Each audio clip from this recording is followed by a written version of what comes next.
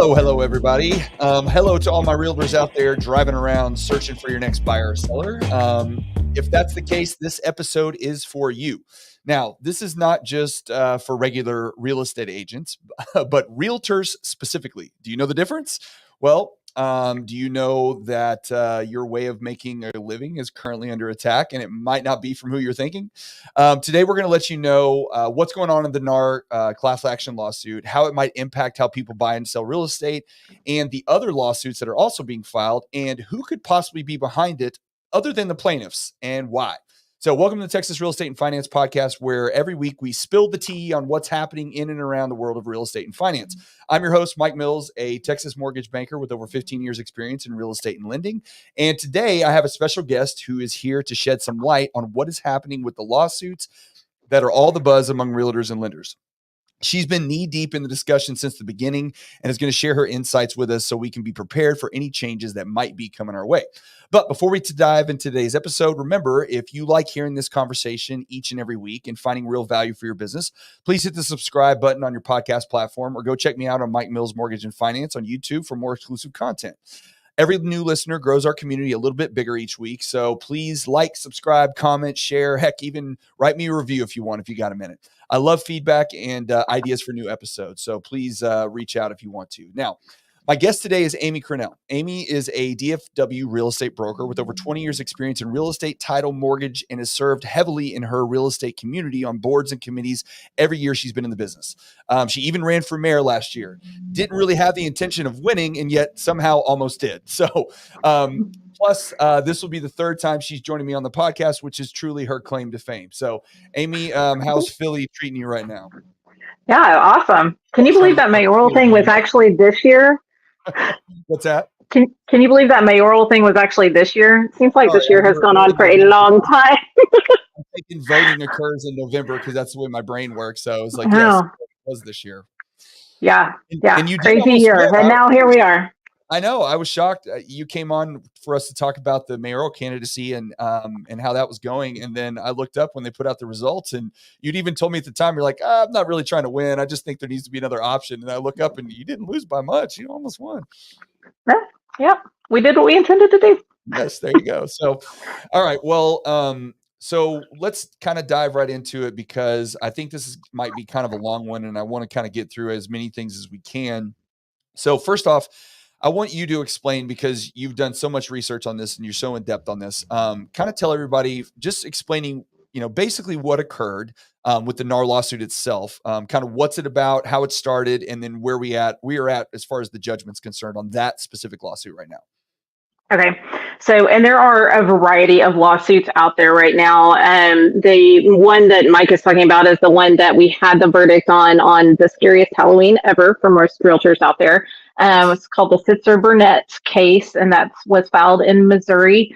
And it was home seller plaintiffs saying that, or claiming that was anti-competitive action was taken by NAR and 4 major brokerages to make it where the cost for the transaction was increased unfairly, and that the seller was harmed due to that because they had to pay for the buyer's broker's commission as part of the commission that they paid to their listing agent.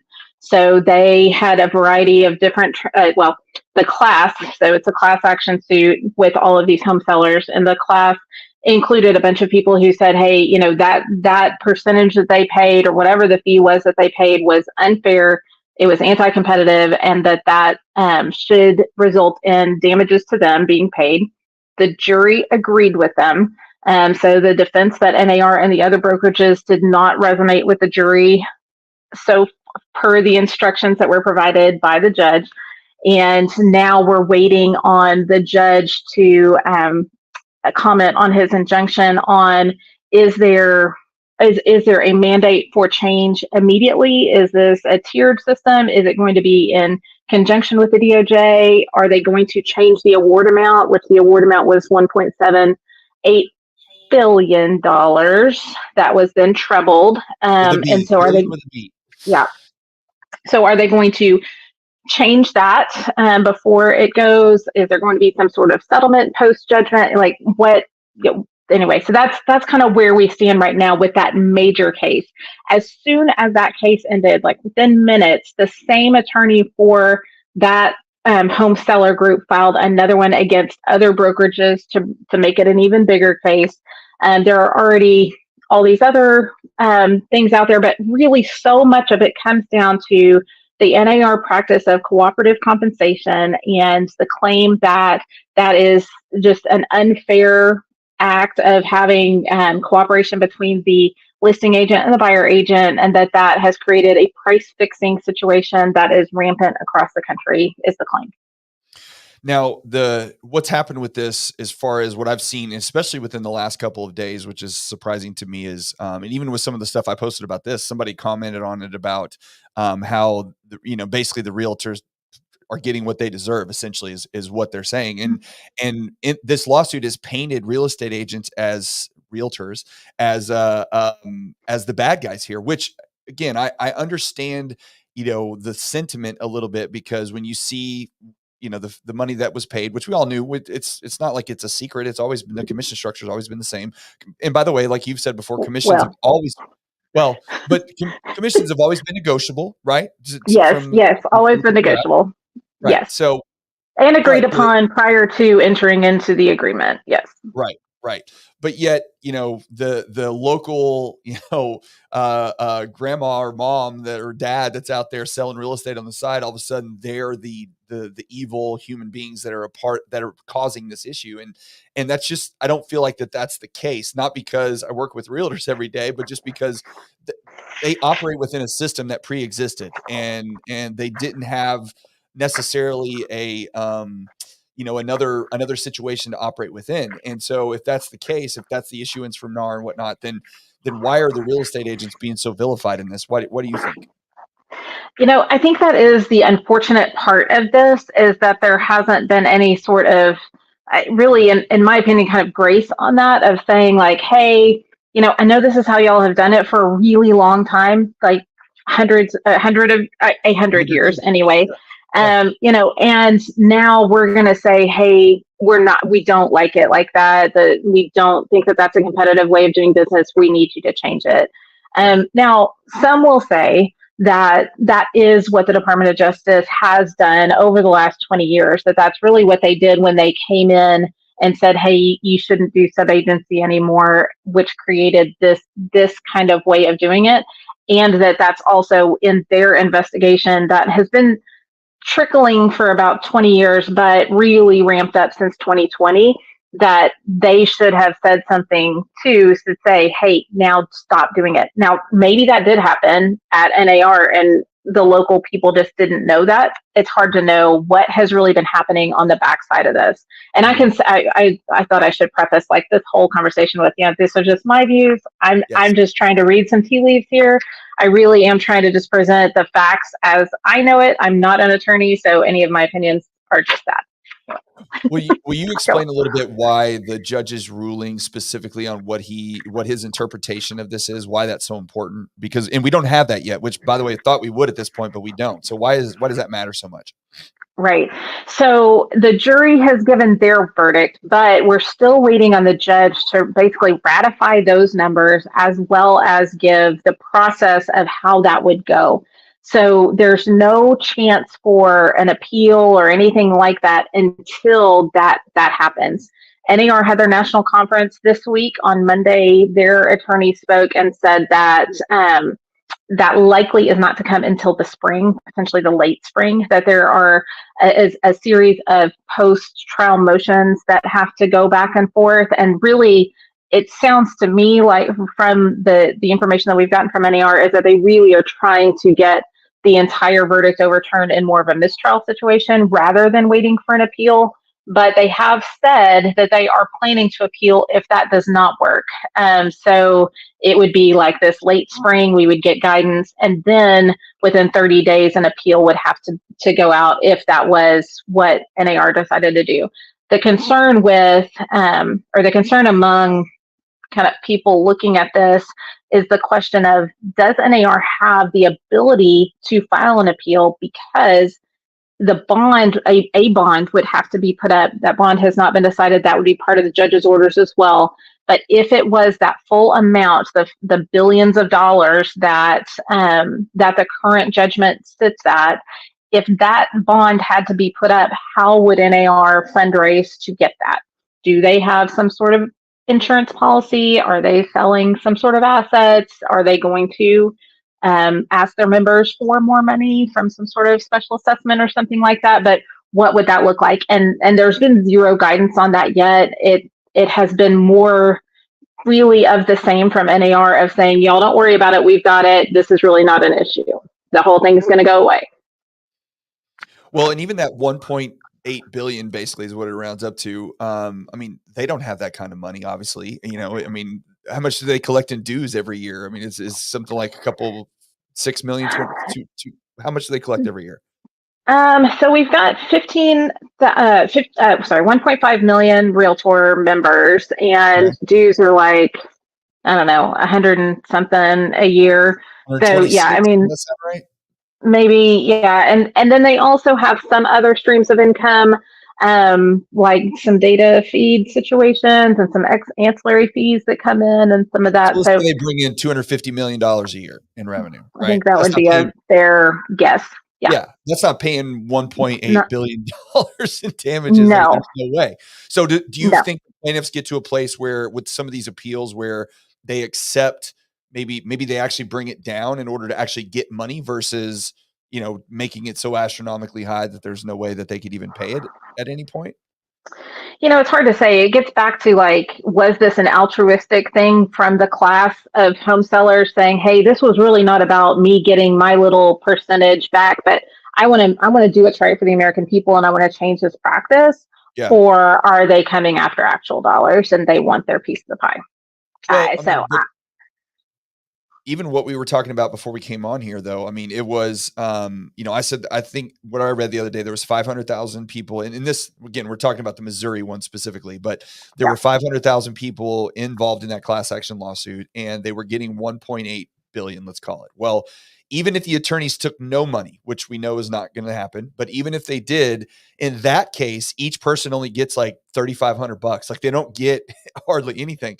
So, and then if they award the treble damages, hardly anything to us or hardly anything to that. I mean, that's the problem, right? Of that, when you get into a class action like this, it's just like if you used baby powder and now you were damaged for it, and even if you're only getting $30 or whatever, do you stand up in line to get your $30 or do you not? And if this goes to a national platform, who pays that $30? Who does that? How does this get going on that?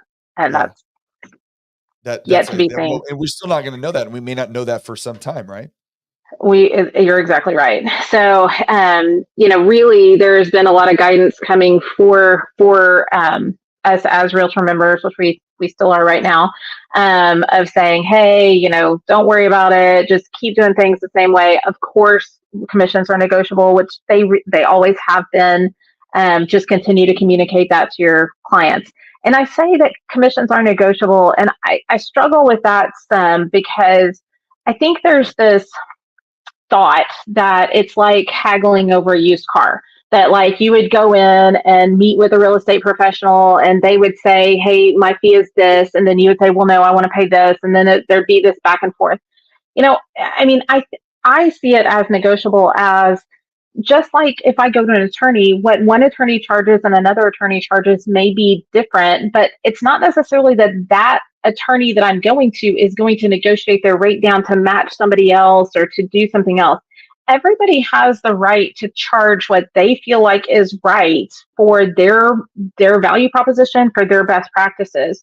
So I think some of that is getting lost in translation. I'm hearing a lot of concern from Realtor members of like, well, I can't charge what I used to. Well, I mean, were you supposed to be charging that? Was that something that you felt like and your consumer felt like was a good value for the money? If it wasn't, then yes, you should have never been charging that. But if it was, and you can help explain that and you can help explain your reasoning on that, that's not necessarily something that just changes. So it's just some nuance that happens with some of that negotiability. Well, and I want to get into a little bit later. I want to get into more of what agents should be doing and how they should be prepping themselves going forward. But before we get there, talk a little bit about you said the nationwide lawsuit was filed essentially right after, and then there was another one filed recently that's caused a lot of news, which is in Texas. But that one is actually even different because they're actually going after the boards directly. Is that right? Like Metro Tex is being listed in that one. So can you speak a little bit about that?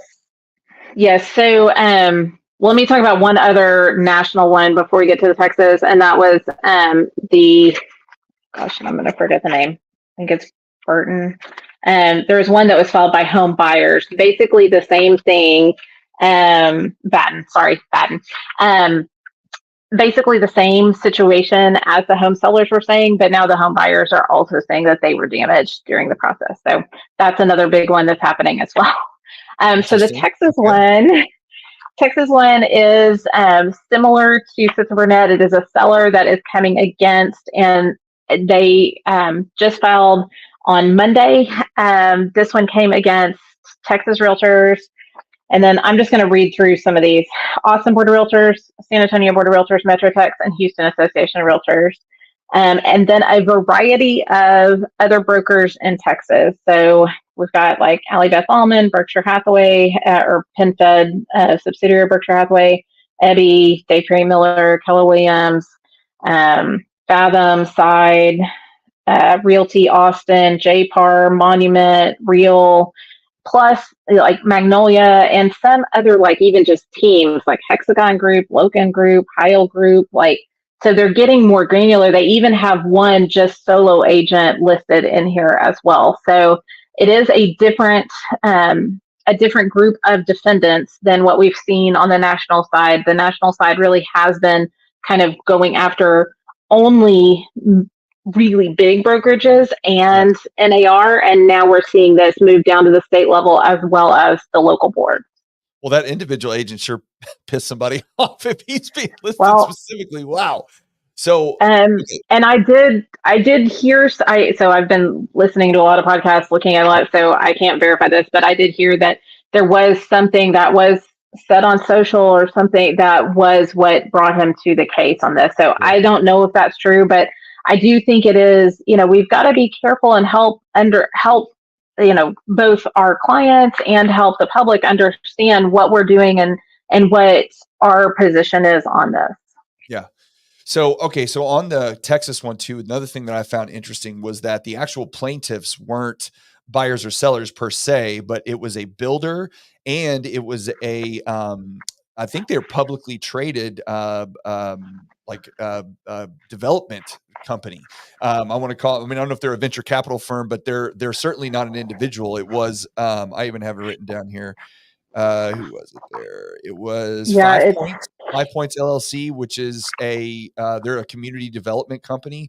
And then the other one was like, there was a QJ Team LLC. QJ, right, which is just a local builder in Houston. So, and they were both selling property, but yes, it was not just like, Bob and Susie over here that were harmed. It was more corporate action.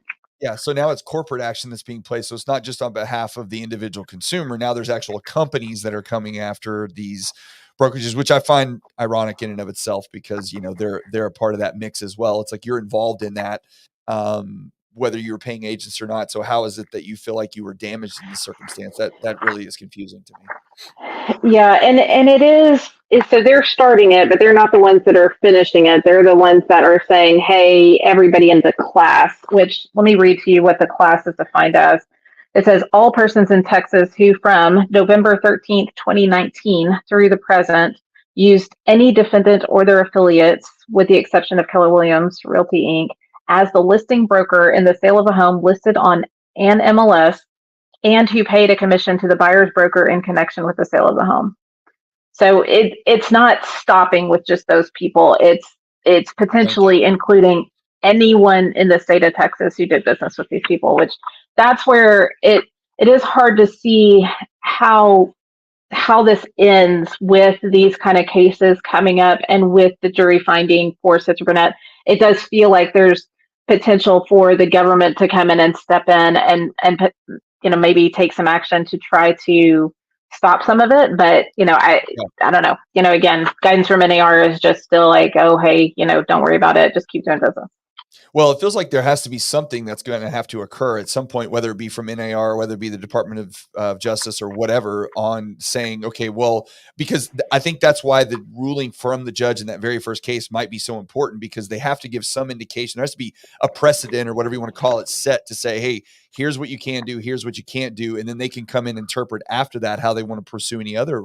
But I don't know how you can just kind of leave it open-ended without it just being chaos with everybody suing everybody and stuff flying around all over the place, right? Right. Yeah, I agree. I mean, I think at some point, so there were some comments made.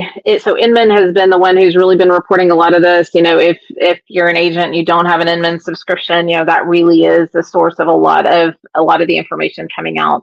But in there, they said this week, they were at NAR to get comments that the NAR council was giving in their speech that they gave to the NAR National Conference this week. That was less than an hour. So that was the guidance that we got from counsel. Then that was backed up with an interview with the lead attorney for Sitzer Burnett, and he was, saying like they're just not taking this seriously. Like, we're still coming for them. This is not over. Yeah. So. Yeah. Well, all right. Well, so let's talk a little bit about then. So what could be the possible impacts of this? And I know it's very hard for us because the hard part about this is until you know what the actual guidance is and until they tell you what can or can't be, a lot of this is speculation. So, there is, Yep. I want to say that up front, like we're kind of just Totally spitballing here. We don't know what's going to happen because until these rulings come down, until the appeals happen, there's really no way to know for sure. But just based on what you've seen so far, what do you think, let's say we're 12 months from now and, we're to some extent, let's operate under the fact that let's say that the buyers can no longer be compensated, or excuse me, the sellers can no longer pay the buyer's agents at all. Right. Let's say that's what they say. So what could our world look like then in real estate on, as far as the day-to-day operations for an agent and a broker? Oh, I think that is potentially an outcome that we really should talk about, is that like, hey, what if what we call internally a BAC or buyer agent commission that is offered as part of the listing price. And so, the seller is signing a listing agreement. They're saying, hey, we're going to pay you, listing broker, a big piece. And then the listing broker is saying, hey, but we're going to take a small piece and then we're going to credit it to the buyer's broker for compensation for them. So I disagree with some of it that the seller is paying it directly, because to me it is this flow through the listing broker. But so what happens in that is, if we can't do that, then that means that the buyer would have to pay those funds to a representative for them out of their own pocket. Yes. So there are some ways that they could do that. They could just choose to pay it. And I think, there is a segment of the population that would do that. I always say that just like TurboTax is right for some families and hiring a CPA is right for some families, like there's not just a broad, like everybody fits into one box. So there are some people that would pay cash. There are some people that would need to finance it if they wanted to pay for that and have that. And right now, as you know, like there's not a mechanism within the current financing systems, just nationwide, to allow that to happen. So there is thought that, more immediately or in conjunction with this injunction that the judge in Missouri and the DOJ are working on, that they are on the back end working with the mortgage servicers and those kind of things to provide something like that. We don't know. These conversations going; those are happening right now, just to see what the options are.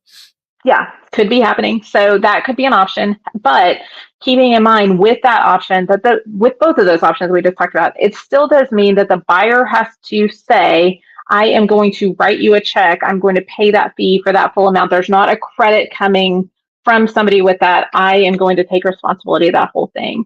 And I think there is lots of conversation around about that. The realtor members that are representing buyers have got to really help those buyers understand what they do for that money, so that they can that the consumer can make that choice and say, yes, I need that, or hey, I don't think it's really worth that. I would be willing to pay this for it. So Yeah. I think there'll be a lot more conversations about that as it goes forward.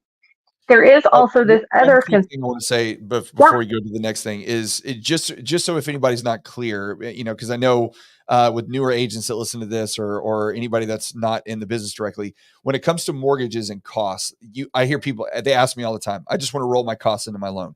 Okay, well, with a purchase, you cannot do that. With a refinance, you can, but with a purchase, you cannot. None of the costs can be rolled into the loan. Where that comes from is sometimes lenders will pay the cost by raising the interest rate and covering the cost, but it's not rolled into your loan. If you buy a $300,000 house and you have a VA loan and you have no money down, your loan is basically $300,000. There are FHA you can roll in mortgage insurance, VA you can roll in funding fees, but other than that, there's nothing else. So there is no current, like you said, no current mechanism that allows you on a purchase to add any costs that you don't have to pay out of pocket. So just to clear that up. yeah. And in theory, that wouldn't immediately be like, hey, buyer, you're having to pay that 3% because the price of the homes would drop by 3% to compensate for that. So there is some pricing theory on that it really isn't a harm to the consumer. It's just shifting who has that obligation for payment. Yeah. Well, that was one of the things I read in one of them that says we overpaid because the commissions that were involved made the price of the home higher. And it's like, that's not even close. I mean, at least in my mind, that's not even close to how the price is set on a property because commissions are factored in. I mean, your commission gets deducted obviously from the sale of the home, but that's not how the price is determined. That's another piece of it, which was very surprising to me and how some of these people are interpreting it.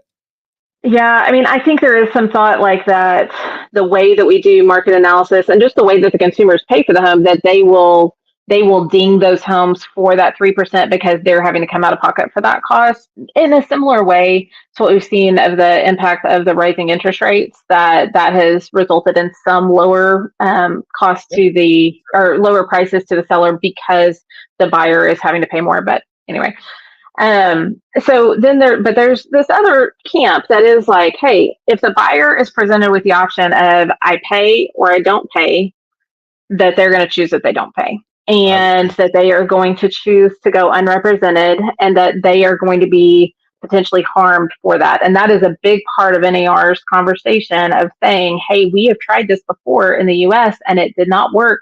We need those buyers to have an advocate for them so that they don't get taken advantage of by the big bad seller out Yeah. there that is going to have all of the dollars, and they're going to be the ones that can afford to hire representation because they're about to sell their house and get a check. They're not coming to the table with all that money. And that's really the origin story of all of this, right? Is Yeah. that it was a hope to make it fair for both sides.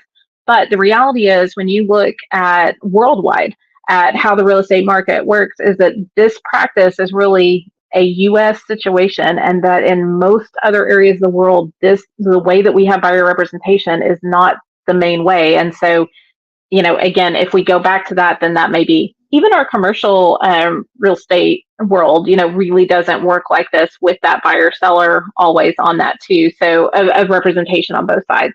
So it is this very likely situation that we could go to a world where more buyers choose to go unrepresented on that, which then impacts the sellers and the listing agents and how do they go forward and do business like that as Yeah. well. Well, and then this is another thing we kind of chatted about beforehand, and what I talked about in the beginning is, it's look, you look at this and go, okay, well, who's driving this boat? Like, who's out there? Because this was moving along for years, and good. Whether you say it should have been this way or shouldn't have been this way, regardless, it's been this way for a very long time.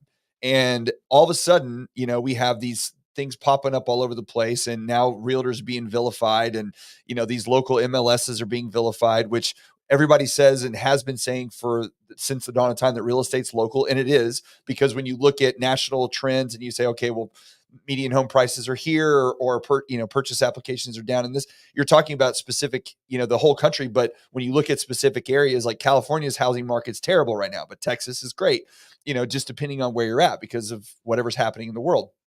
But so real estate is local. We know that. And yet we are trying to get to a place, or it seems like companies, I mean, Zillow's been trying for years to, I don't want to say get rid of agents necessarily, because most of their revenue comes from agents buying advertising and buying leads, Yeah. but Yeah. they certainly would like to minimize their role, or take a portion of their role because of the amount of money that's involved in those commissions. So I feel like that there's a driver behind this, and there is a more nefarious, idea out there when it looks at what we're trying to do with agents. And you had mentioned something that, you showed some mail that you've been getting a lot lately. So talk a little bit about that and why I'm not necessarily crazy. Yeah. So, I think it's been talked about for a long time of local MLSs, and why don't we have a national MLS, and why is it that the MLS has to be membership driven and some of that, and for a lot of good reasons it is the way that we've had it. It does create some control. It makes sure that only licensees can see some of the information that we've got on the back end, and that they can really get in and interpret what's happening on the back end. But um, some of these things that are happening within NAR and within these lawsuits do indicate that there might be, again, maybe somebody on the back end that is really promoting this to happen, that, we need to have a breakup of the national MLSs.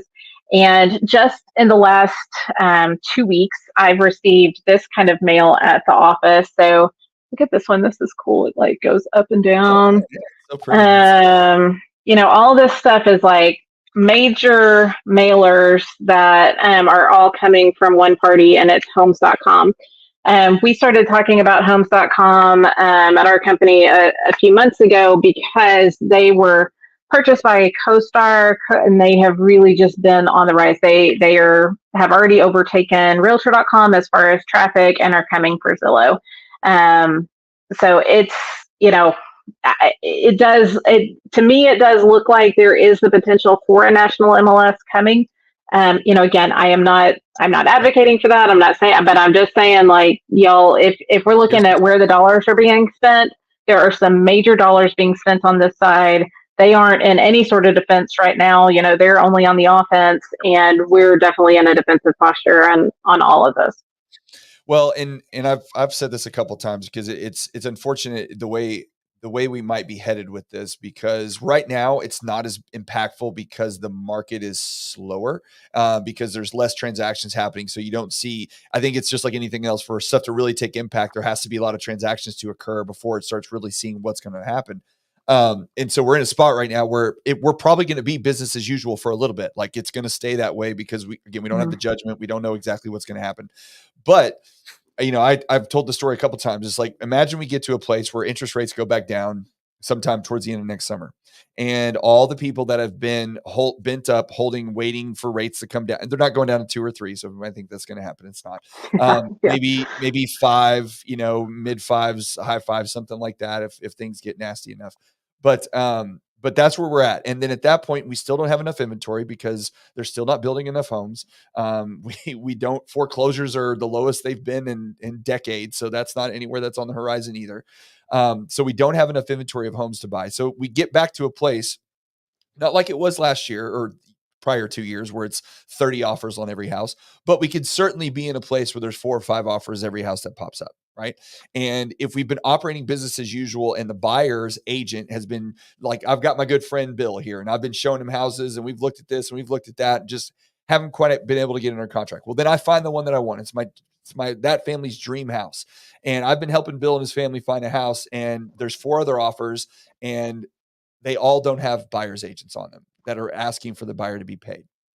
So Bill, my friend, comes to me and says, Mike, this is the house that we really, really want. And, I'm willing to pay you whatever, $1,000, $1,500, 2,000, or I may say, I don't have it because they haven't changed those rules to where they've come into play to where I can finance it or whatever.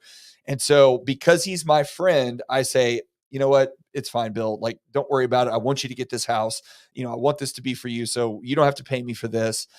We'll try to get it on the next one. Right.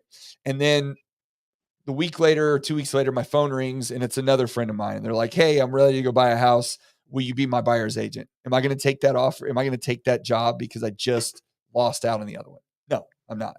I'm going to go find someone else. And then enough transactions that occur like that, and the buyer's agents just go away. And to Ashley's point, who put this up a minute ago, because the buyer's agent plays such a pivotal role in helping a buyer who does not do this every single year. They do this five times in their life, once every 10 years, whatever the case may be. They're in there operating in a space that they have no understanding of and don't know what to do. And they can't watch enough YouTube videos to figure it out. So something has to fill that void, right? Something has to fill that void. So if you're homes.com or you're another arm of Zillow and you're like, hey, buyer, pay us $250 and we'll help you fill out the contracts and we'll help you do all this stuff and make sure that you're covered. And it's kind of like, yes, you're being covered, but you're being covered, like you said, in a TurboTax form or something else that's much, much less, to where you don't get all the, the figuring out that this is the right neighborhood that you should have been in because you walked up and down the street and there were 70 cars in every single parking or in every single driveway. And you had an agent before there going, hey, this isn't where you want to be if you have kids because of this or that or whatever. So that's the world that I see that could happen if we don't figure out how to make this work. And I don't know that there's a way out of that world. Like, can you give me some hope to say that there is a way that we can figure out how this solution is going to happen to where buyers are still going to be represented properly? I don't have it. I mean, I'll tell you, I am really struggling with it. It's something that we've been very nervous about, but ultimately, if this is what is kind of chosen, maybe not for the buyers themselves, but because of all of this is just the path that it would have to go. It's kind of like not being able to go directly to a farmer to buy a zucchini because he's concerned that he's going to get a lawsuit about the pesticide that he used or something like that. And, it all has to go to these giant farms or do something like that.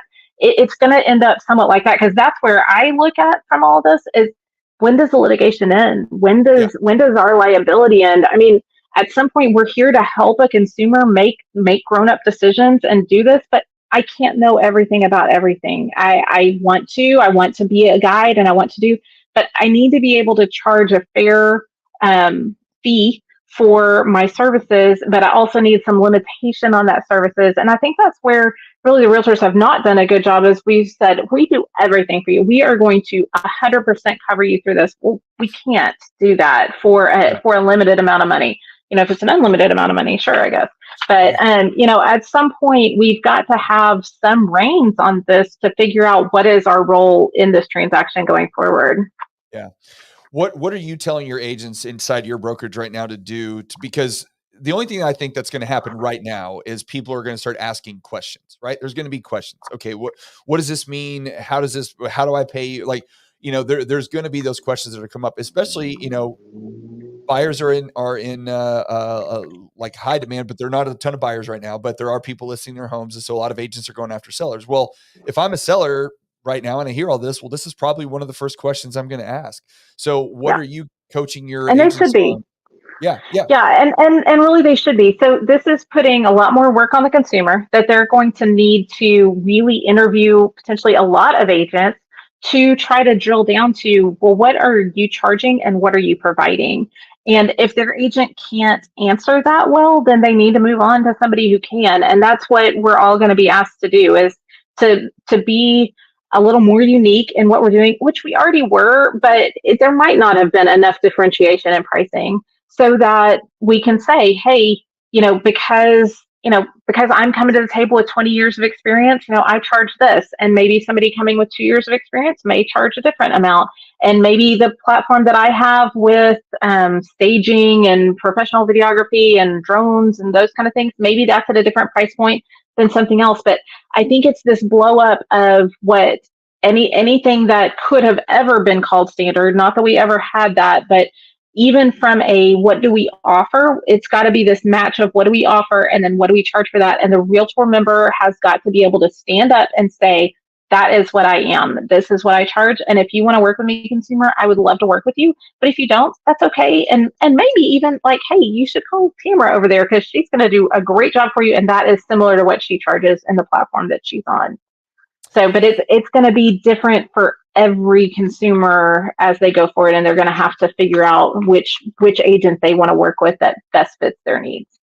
Yeah, and that's going to be I don't know if it's a good or a bad thing because I can see it in both ways. It's a bad thing in that I think it's going to be harder for newer agents to break into the business because compensation, the most likely outcome of this of anything is that compensation is going to vary for everybody. It's not going to be the same. There isn't going to be a blanket, you're going to make 3% or 2%, or it's just going to be, it depends on the brokerage. It depends on the person. It's going to be a big variable. If that's the Yes. case and you're a new agent trying to break into the market, you don't have the experience, you don't have the knowledge. And unfortunately, in our business, mortgage and real estate, your knowledge comes from transactions. You learn by doing transactions multiple times because you could sit in a class all day long as you want and learn about as many things as you can. But at the end of the day, until you put it into practice on a regular basis, you're not going to get the same kind of knowledge base as someone who's been doing it for 15 years. So you're going to have a Correct. really limited, or it's going to be a much higher barrier of entry, I think, than it is right now. That's the downside. The upside is that if you're already in the business and you've been doing it for a long time, then you are going to bring, the days of your past clients losing somebody to their brother who just got into the business, that just started a month ago, and that's why they're not using them to list their house again. I think those days might start to go away a little bit because now that seller is not going to feel comfortable going with somebody who's only done 3 transactions in their life. And maybe that's a question Unless sellers ask. unless they can go to homes.com and list the home themselves. But yeah. There you go. There's that part too. Hey, I'm trying to be rosy here as much as I Sorry to be can. Debbie Downer. Yeah, I know. I mean, but yeah, no, I do think there is some unintended consequence of this that could be a big benefit for both the consumer and the agents. It does potentially slow the amount of agents that are getting into the business. It does potentially limit the amount of agents that are in the business now. We're sitting at 1.5 million. Is that too many? Is that not enough? And so I think the market will shift some of that out over the next couple of years as we see this judgment come down and guidance from that, which again, and it may be 3 years before we really hear what the outcome is on it. It also may be that more and more brokerages decide to make more voluntary moves that try to come in line with some of the guidance from the court specifically and kind of abandon the NAR, not abandon NAR 100%, but abandon some of the NAR mentality of like the way that we've been doing it has been fine, and say, no, I do need to do things a little bit different. I need to clean up my house. I need to make sure that the consumer really understands what I'm doing for them so that way there can be a better match of the consumer expectation and what my product my service that I'm providing to them. Right. So, I mean, if you're an agent right now and, we're in the slower holiday times, I mean, I would say it would be a good recommendation for you to really sit down and figure out what is your value proposition, like truly, like what are you offering to every client? And you need to have it dialed in pretty good. Would you say that that's correct? Uh, yes, 100%. I actually spoke at a panel a few weeks ago, and I was giving that advice to all agents should be going through and really detailing out what their value proposition is and being able to communicate that to a client. Don't just copy and paste something and put it on Facebook and think that now just told all your clients all the 90 things that you do for them. Help them really understand what you're doing and do that each time. Don't like, oh yeah, well, I mean, I normally do that, but I forgot to do it on this one. Like, really, you've got to get very diligent about what you're doing on every file and make sure that your clients know that. I will tell you for our shop, like I'm having to blow up business planning and those kind of things. We normally business planning is a little bit on autopilot for me that I'm like, well, hey, close this many and do this and then this, then we're good. But for 2024, like I think everybody needs to be digging into that value prop and then matching it with an appropriate pricing model that they feel like their consumers will react well to. Yeah. Well, and one of the viewers here, Coach Bugby, Tanya, she also says get testimonials, which I agree with in that, when you can provide reviews, surveys, whatever it is that you can get from your clients, showing the people that you've worked with in the past. I mean, that is really going to be going forward when you sit down and have a buyer's rep meeting or you have a listing or a listing presentation, like those type of things, you're going to have a really good presentation going back to the PowerPoints of the world. I mean, you may have to get into that mode again because Mm-hmm. if you're a I, seller, you're going to be talking to multiple agents, and you have to. I mean, I have to do that now, by the way, because I think this happens more on the lending side than it does with real estate. Because like when I talk to a buyer, because they're all concerned about rates. Well, I'm going to call this company about rates. I'm going to call that company about rates. I mean, we've been doing that for years. I mean, that's just what we have to Yeah. do. So there's going to be an adjustment for y'all on the other side. Yes. And that's probably valid. Like that needs to happen. And we need to get a little more dialed in on that. We need to not have an assumption that, Uncle Mark is going to transact with me just because if that's not a good fit, what I do for them. And to me also the unintended consequence is that Uncle Mark may have to understand that I may not be the right agent for them because I charge too much. So, Right. there's going to be some change on that too, where, just some more acknowledgement of like, what are we worth and how can we go forward? And I think it's going to end up really potentially great for both the consumer and the agent. It's just, there is some grief in between here and then to get to that place. What do And you some think? questions of, do we do that with an MLS? Do we do that with, do we do that? How do we do that going forward? Well, I think that's the big thing right now is there's just because there's so much uncertainty, which is why somebody like the DOJ or somebody has to come in and really put some guidance down so everybody knows what's going to happen because we don't know what the adjustment's going to be until we get some of that guidance because right now everybody's just kind of I don't know, like I don't know what's going to happen. We don't know. What do you think is going to happen with or what? Again, saying we don't know, but just based off what we know at this point, the Zillows and the iBuyers of the world, like how do you think the impact is going to affect them with any of these rulings? I don't think there'll be a huge change on those. I mean, I think blood's in the water with Zillow with their model of just scraping money out of the agents' pockets. So that's not going to be, a real fruitful plan going forward. Nope. iBuyers, I think there's a place for them in the market. I just think they'll be a portion of the market, but not the whole thing. Yeah. Yeah, that is going to help. I didn't think about how that would hurt Zillow just simply because the vast majority of their revenue comes from agents buying leads. And if you have a lot of agents that A, leave the market because they are, and then B, don't have the budget to be able to put that much money into buying a lead that you may convert 1 out of 100, that's going to be a really tough business model to manage going forward. Well, and most of those leads were buyer leads. And so if that is not there, then yeah. And that's where I think, CoStar and Homes.com sees that too of like, hey, we can come in and leapfrog them over. Same thing with Realtor.com, same thing with Redfin. Like they're like, y'all are nothing. Like we've got it. We've come to market with it. And honestly, I don't know why Zillow didn't before. It's been surprising for a lot of us that they didn't get into a more consumer direct model than what they already did. They did have agents and those kind of things, but we thought they would do more than that too. So, again, hard to say what's coming from the consumer direct, but there definitely will be more consumer options going forward. I mean, that's going to be the name of the game. Well, I could certainly see Zillow getting into now. I think the only thing that may have prevented them from doing it previously was they didn't have a catalyst like this. There was no catalyst like this is basically created that they were trying to figure it out on their own, whether it be offering their own brokerage service, which they did, or offering their own lending, which they did. And none of that really kind of took off. And they were still making a good amount of revenue from realtors purchasing. There you go. Yeah. Yeah. I mean, the Yep. model wasn't broken at the time. So they were making Nope. money. So it was like, all right, well, we can spend a ton of money trying to reinvent the model, or we can just keep making money like we are. And I think they were fine with that. But like you said, I think they're going to have to change. And I think that's probably, one of the ones that you could easily see. I mean, it might be a Homes.com and a Zillow war as to who becomes the buyer's rep in this situation, because unfortunately it seems like that's where things would ultimately head. Yeah, I wouldn't bet on Zillow with their stock price falling and all this stuff going on with them right now.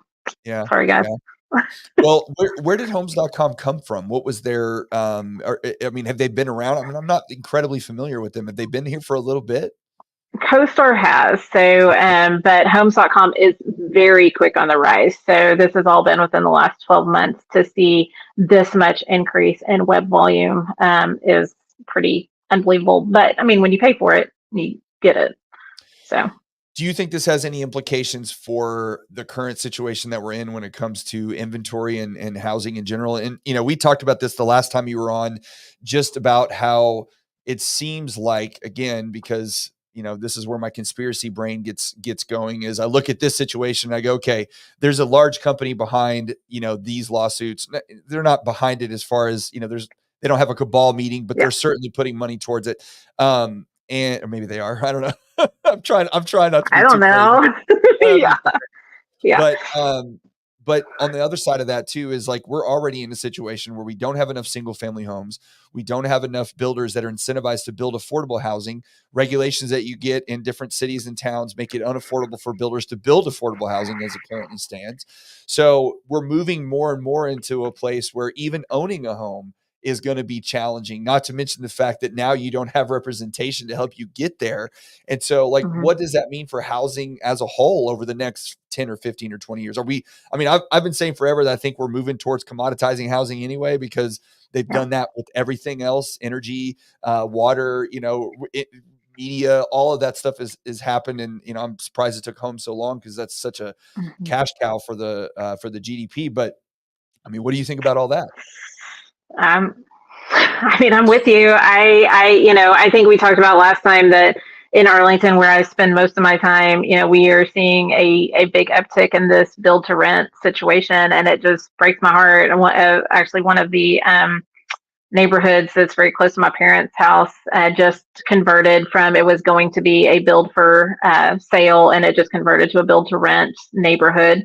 And I just don't see, if the government doesn't come in and stop it, the market is going to take there, because there is just so much more money on that side. And and I don't know that that's government way to, I'm also not, a heavy government person of saying, hey, they should come in and put their hand on it. But man, the scales are going to be hard to tip the other direction if we keep going farther than where we are. So, like in Arlington already, just for us, we're at a 50-50 split between renters and owners. And, there's no indication that we'll be headed towards more owners when the only product that's coming on the ground is rental. Well, and it works out better for investors right now that the rates are so high, because it does make it a barrier to entry for individuals coming in and trying to, you're going to get a mortgage on a Mm-hmm. $350,000 house, and it's going to be $3,500. Whereas the investor that has big cash, which are these venture capitalist companies and large, some of the iBuyers, but they come in and they can buy that house cash. They don't have to pay 8% interest. And oh, by the way, they can now turn that around and rent it for a little bit less. So now you just go, well, I can pay $3,500 for that mortgage on that home, or I can pay $2,500 and I can rent it. But what you forget is that you pay $2,500 this year, then you're going to pay $2,600 next year, then you're going to pay $2,700 the year after that. I did broke down this company. Now I forget their name, RealPage, I think is what they're called, but they are a software company that creates rental software for investors. So they go into certain areas. They've been very targeted in how they've done this, and they go to small investors and big investors. And essentially what they do is they control, they get everybody on the same technology platform that gives you data Mm-hmm. that they share, so you know what rent is, and it becomes rental price fixing, essentially, Yeah. where they can say, okay, if we have 70% of the homes in this area on this platform and we want to raise rent 5%, well, then it's going to be very difficult for a renter to go, well, I don't want my rent raised, I'm going to go somewhere else. Well, they're charging the exact same.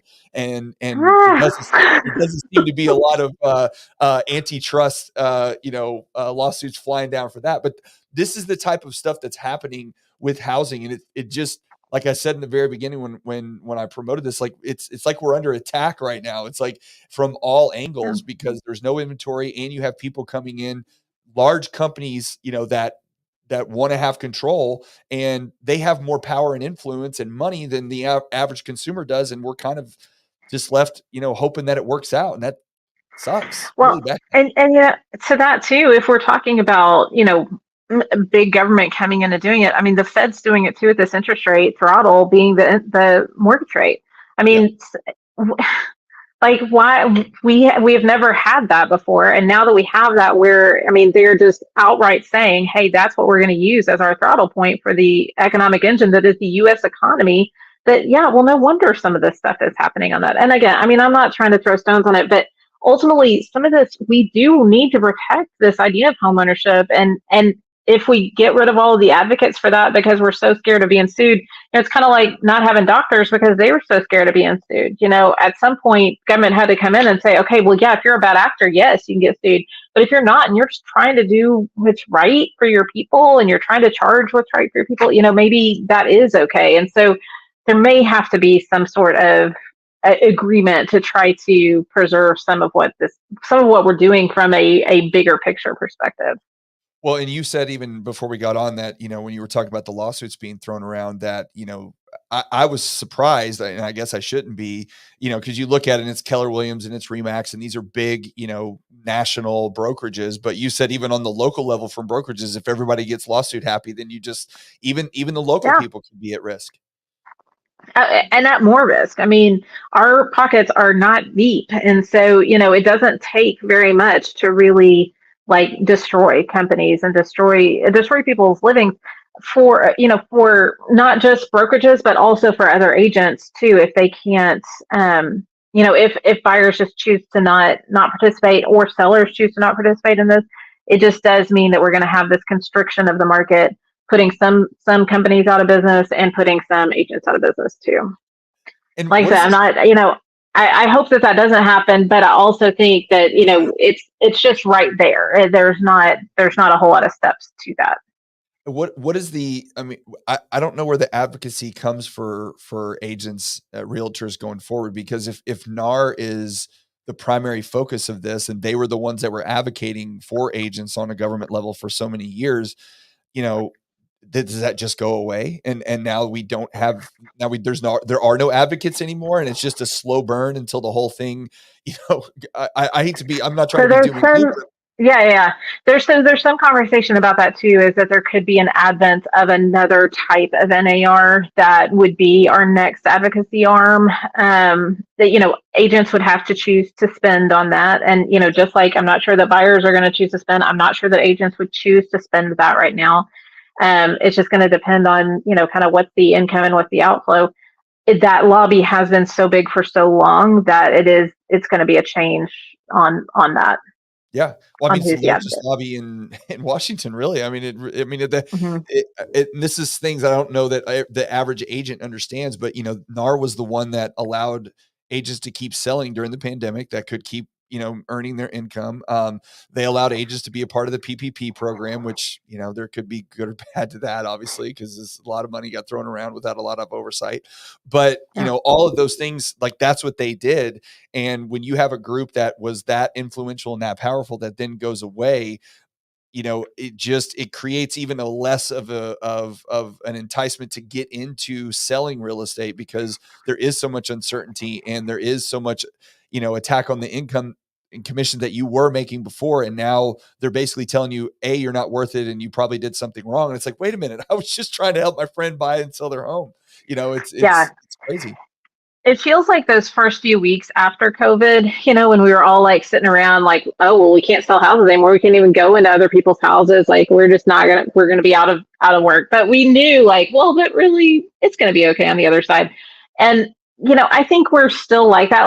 I will tell you, for me, that and I think a lot of our team, there's still going to be consumers that need us. There's still going to be people that need us. We've just got to figure out how to do some of that. And that's what we're working on. We're trying to be as proactive as possible and make sure that makes sense for the consumer and for us going forward. But it is this kind of unsettled weirdness in the market though too, of but maybe not. I don't know, and that we had after COVID. So I think it's anytime you're in this 100% commission situation or business ownership situation, and there's a big shift, there definitely becomes this what the heck are we doing on this? What do you get a good sense, because you're paying attention to all this pretty in depth? Do you get a good sense on when we might actually get some answers on how, even just from the judge ruling, and then what NAR is going to say? Are we thinking the end of this year, first quarter of next year? When can we at least have an idea of when their answers might be provided? My guess is that if the DOJ comes in and does something, that it will be late December, but it's likely that it will be more March, April. And my gut too is that March, April is getting really close to November. And so it may be Q1 of 2025. I don't know, or 2027. If we go straight into appeal from March, then we're kicking the can down the 3 years unless the DOJ comes in. So And I with don't the know. appeal, does it just mean that it's just business as usual and everything keeps going the way it has been? I mean, how does that impact it? We I don't get any I decision. think that I think agents are going to choose to make some voluntary changes, and brokerages are too. I think maybe the E&O carriers are going to force our hand on some of that too. I don't know. I still haven't heard anything from our E&O carrier. I was talking to Spencer, my husband and business partner, earlier today, and I was like, I guess maybe I need to reach out and ask some more questions. Luckily we don't have any claims in right now that I've had to be working with them. I'm sure they're overwhelmed with all the other, but that's a big piece of this too. Trek hasn't really come in with any guidance, the Texas Real Estate Commission. So there's just a lot of pieces to this of how can we still protect the consumer, but also have advocacy for them and have it where there's a system in place. And I don't have a huge gut right now on which direction that will be. Well, it sounds like we don't have a lot of answers. That's what it sounds like. It sounds like we have so many more questions and not a bunch of answers. And unfortunately, that's not where anybody wants to be. But we're in this situation where it's just what it is, right? I mean, there isn't Yeah. a I think it is what it is. And I think we can be forward looking as business owners and start, playing out like, well, if this happens, then this, and if this happens, then this, and maybe I want to make some of those changes now, and then I want to do this, and then I want to, so I think there's going to be some of that happening. But as far as somebody coming in and, coming into our house and saying, hey, you need to start doing business this way, that may be long in coming. oh, wow. What would you tell agents that are planning for 2024 as far as like not just with this, but also with where the market's headed, as far as like, hey, how are you planning your business and what kind of income can you expect to make? And, Yeah. because that's really what it all boils down to is like, I think a lot of agents are asking themselves right now, am I going to continue to be a realtor or do I need to go find, another profession, unfortunately? And that's, we've already had a bunch leave and, I think it's a question they're asking Yeah. themselves. So, you got to Yeah. plan for it and know what's coming. So I agree. I think they've got to start getting real serious about what their plan is for 2024. How are they going to do business development? How are they going to explain their value proposition? And how are they going to price? And what team do they have behind them to do that? So, and that could be team from brokerage team, marketing team, mortgage partners. Like, how do they create this client experience that's going to be the best fit that makes a consumer want to pay for this service, not feel like they have to in any way, but that they are just so desirous of this because they feel like they are going to be better off for working with you than not. And so that may take some creativity. It may take doing something different than what you've done in the past. And so I would just encourage all agents to do that, to really take this next even 45 days between now and the end of the year to really seek out as much information as you can. I would say, talk to friends in the industry, not about like, hey, let's fix our price at this. Don't do that. But talk about like how, is your brokerage offering a business planning seminar? Is there any, are there any sort of resources that you can go to help craft a business plan and a strong value proposition so that then you individually can say, okay, this is what I do. And this is what I feel like is the fair price that I charge to the consumer for that. And that's what I feel like I can go to market with. And I'm going to go with this marketing strategy. Business planning this year is going to be completely different. Like I was saying earlier, this is something that, if you're doing things the same old way, if you're going to the same old classes or same, you've got to like change it up and figure out how can I be relevant in this new world and what do I want to have that look like? Don't let this happen to you. You want to happen to it. Yes. Yeah. Those that are proactive will have the success that they're looking for. And those that are waiting to see what's going to happen or not. And that's why you have to be thinking about this stuff. You can't just stick your head in the sand and pretend like it's not happening. And there are going to be a lot of people that are going to take, some of the guidance that we've gotten from our partners forever. I mean, then they are saying, hey, it's just business as usual right now. You don't have to change. Like, that's real easy just to say like, yeah, I'm not going to change. Everything's going to be okay.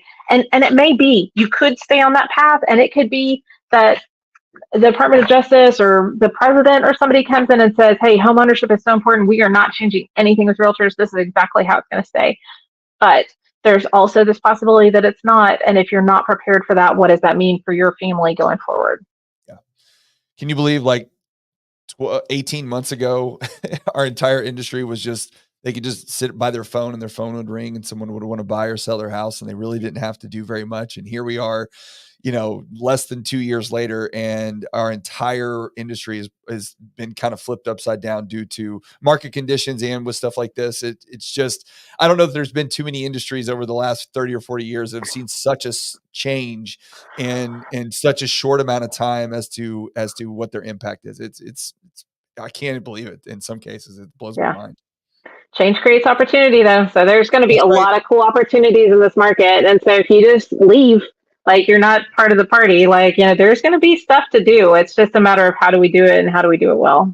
Yeah, yeah. They're, like I said, I don't know if I said this before we started or with the end, is like there used to be someone that would ride down the street and put the little lamps out with their little candle holder, and they would turn off the street lights at night, and then the electricity showed up, and that person, didn't do that job anymore, but they still had a job. They still found something else, and there's going to be, people are always going to buy and sell homes. That's not going to go away. Like, at least Yeah. not anytime in the near future, at least not in our lifetime. Yeah.